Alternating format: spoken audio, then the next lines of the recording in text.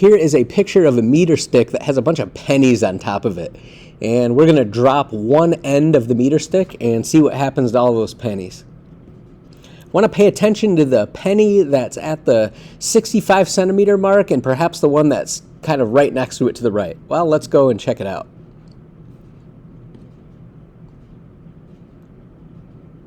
So you notice that when we drop the meter stick, some of the pennies are not able to keep up with the meter stick while others stay on top of it. Let's play this a couple more times and see what's going on. Obviously the video is slowed down here. Play one more time.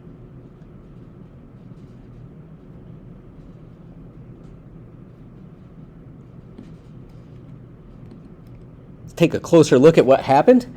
Here's that penny that's at the 65 centimeter mark. If I flash ahead to a frame where the stick has fallen, you'll notice that pennies that are to the right of that 65 centimeter mark penny have not been able to keep up with the stick. But this penny that's at the 65 centimeter mark has been able to keep up with it.